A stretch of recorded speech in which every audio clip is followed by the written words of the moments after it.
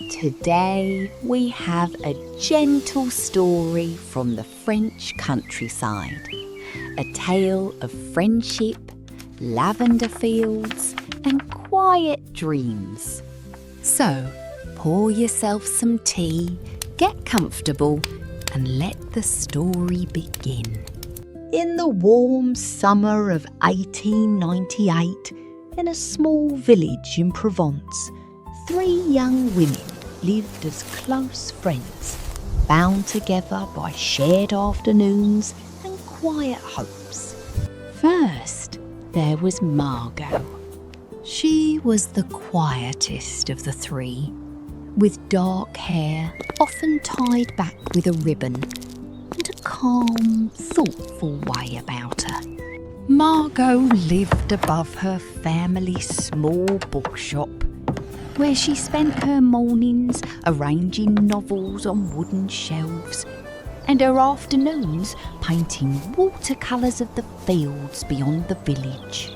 She dreamed, secretly, of studying art in Paris one day, though she had never told anyone but her closest friends.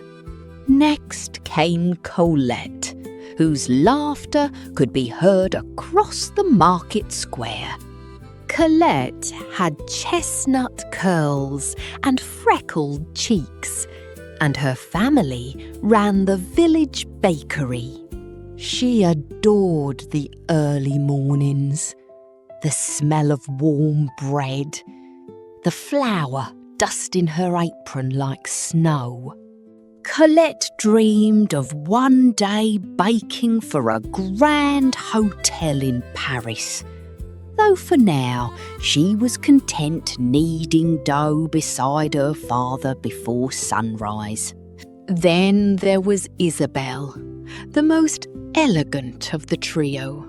She had pale blonde hair and a graceful manner, and she lived in a fine stone house with her mother, a seamstress. Isabelle loved fabric and colour and spent her days sketching dresses she hoped to sew one day. Secretly, she longed for someone to notice the quiet care she put into every stitch. Someone who would see her, not just her designs. One golden afternoon in August, the 3 friends met in the lavender field just outside the village, where the purple rose stretched toward the hills and the air was thick and sweet. Margot arrived first, carrying her sketchbook and a small basket of peaches.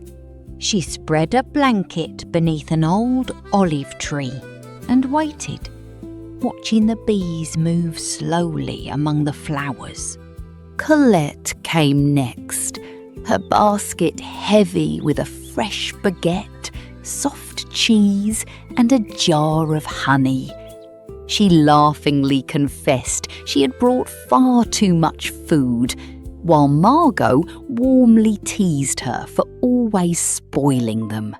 Isabelle arrived last, a length of blue fabric tucked under her arm, already imagining a new dress.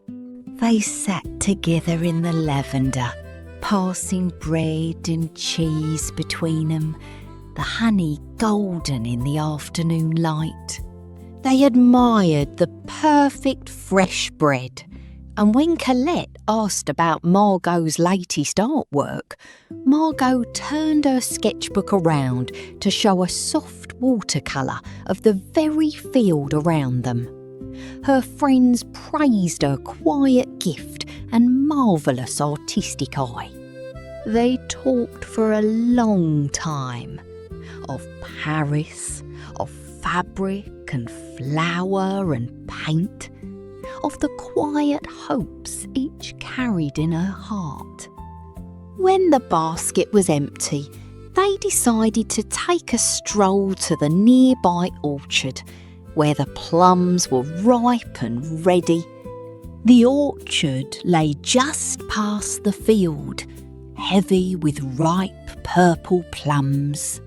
The girls filled their baskets slowly, laughing as Isabel tried and failed to reach the highest branch.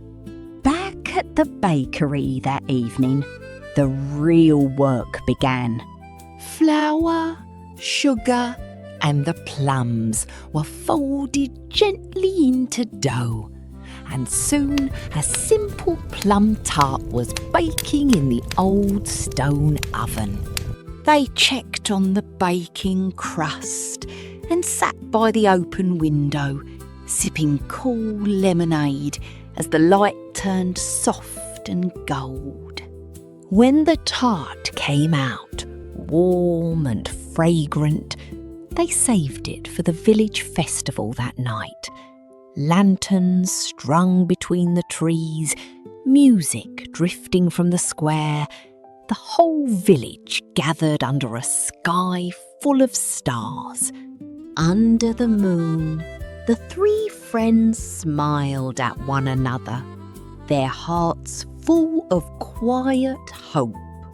That's all for today. Thank you for listening, and I'll see you in the next story.